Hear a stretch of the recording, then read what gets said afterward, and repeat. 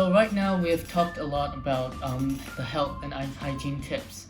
Now I'm going to talk about the etiquette, table manners when you're eating. Number 6. What we usually say before eating and after eating in Japan is itadakimasu and gochisou-sama deshita. So these are two phrases that maybe you might have heard from the anime, or maybe if you have seen some Japanese film. I think this is very common. Every Japanese people say itadakimasu and gochisou-sama deshita during a meal. Itadakimasu is the phrase you say before you have a meal. It actually basically means that you are grateful for the meal you're having. By saying that, maybe the person who made the meal feel good about themselves and feel pleased. I think saying itadakimasu is actually essential to say it at all times. Maybe you might forget it the first few months, but you'll get used to it. So every time before you eat, before you touch anything, you say itadakimasu and gochisou-sama deshita. Gochisou-sama deshita is a phrase you say after your meal, which means it was a very great feast, or it was a very great meal. You are very grateful and you are very pleased that you've eaten the meal that the person made. So after the meal, you will put your hands together again and say gochisou-sama deshita. Those two phrases are really essential when you're having a meal. So it's the same when you have a bento box. Just because you're not eating with your host family doesn't mean that you shouldn't say it. Even when you're alone, you should say itadakimasu or gochisou-sama deshita while you're eating in a restaurant so that shopkeeper can hear. I think it's a very polite way. I admire Japan a lot for that kind of thing. So itadakimasu and gochisou-sama deshita. Number 7. I'm sure there are exchange students who are familiar eating using chopsticks. In most countries, there are actually table manners and rules for eating a meal, and Japanese people also have the same. They have chopsticks rules, and today I'm going to tell you 10 golden chopsticks rules. Number 1. Don't eat directly from the common dish. By that I mean, usually you'll have a bowl or a plate with you when you're eating with a Japanese family during a meal. So do not take directly from the common dish and then eat it. Instead, take from the common dish, put it in a bowl, and then have it. That actually shows good manners. Number 2. If you have a chopsticks holders, please do use it because it actually prevents both the chopsticks and the table from being dirty. So imagine this is the chopsticks holder. You place the end that you ate with like this. That way the table doesn't get dirty, the chopsticks do not get dirty. Number 3. Don't hover your chopsticks over the food like a helicopter because that is bad manners and that leaves no space for your family members or the people you're eating with to take something from the common dish. So if you can't decide what you want to eat, first place the chopsticks on the table, then look around the food first, decide, and then take the food. Number 4. Don't dig in the dishes trying to find something good like a big piece of meat or like a fancy looking piece of food because that is also considered rude and greedy, and I think it would be better if you just take what's on the top because all Japanese food are tasty. Number 5. Don't lick your chopsticks. I know Japanese food can be very, very tasty, but do not lick your chopsticks because it's weird and there's a term called neburibashi, so please do not lick your chopsticks.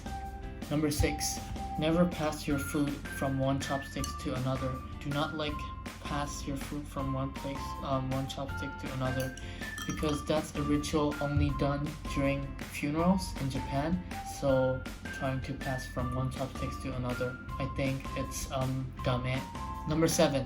Don't play with your chopsticks. I think you all are mature enough to not play with your chopsticks because your chopsticks are not a toy and it's something for you to eat. I also mean do not point at someone using your chopsticks. Do not point at someone using your chopsticks and talk to them because it's actually very, very rude. Number 8. Don't cross your chopsticks while placing them on the table, or don't plant your chopsticks into the rice or any type of food in your bowl, because those are considered really bad manners, and if you actually accidentally did that in Japan, they will explain you that it's not a good manner and you'll learn from it, I guess.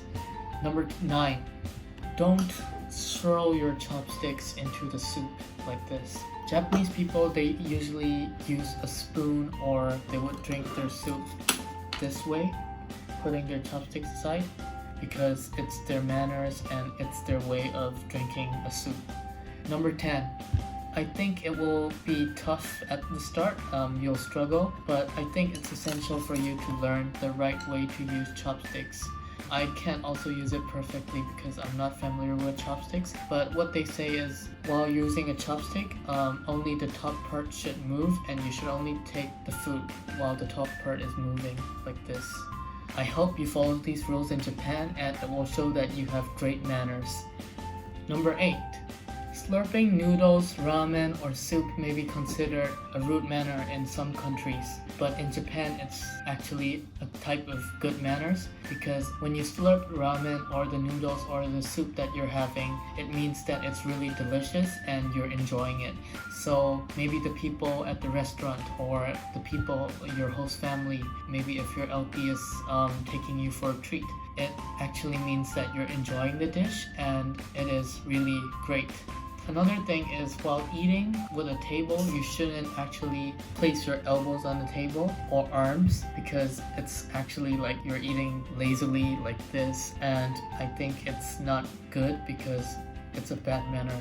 So you shouldn't rest your elbows or arms on the table. Instead, you should actually maybe hold your chopsticks or spoon with one hand, place your hand under the bowl like this, and then raise both of your elbows and arms and then eat like this. If you're eating rice or noodles with a bowl like this during a family meal, I think it's essential to eat like this, and it shows that you have very good manners. Number 9, giving gifts and exchanging gifts or receiving gifts are actually going to be a big part in your exchange program. And it's also an important part of Japanese culture, so I think it's essential for you to bring some gifts from your country and actually give them, not exchange, but like give them to your host family or your LP or your homeroom teacher at your host school, the Tamnin sensei. Usually when you give a gift in Japan, it's called an omiyage, and you should give it the first time you meet with your host family or your LP or your homeroom teacher. I'm sure you guys know the phrase yoroshiku onegaishimasu, and giving a gift that way, since the first day actually means expresses the phrase yoroshiku onegaishimasu really well. When giving a gift, actually there's like polite way of giving a gift, which is by sitting correctly. It's called a seiza, basically means correct sitting. And how you sit is you put your knees together while you rest your buttocks on your ankles and you sit down. And while giving a gift, you should say something like "Kuni kara omiyage o motte kimashita," which means like I've brought omiyage from my country, and they'll understand that you're planning to give them an omiyage. And you can continue to say something like "Tsumaranai mono desu ga," which means like it's not a very big gift or it's not a very fancy present, but please enjoy it, please use it. I am grateful for that you actually decided to take care of me and keep me during my exchange. So I think it's a very polite way. Usually the phrase "tsumaranai mono desu ga" is like a very old way of saying it, but I think Japanese people will laugh and you'll have a bit of a fun time saying that phrase.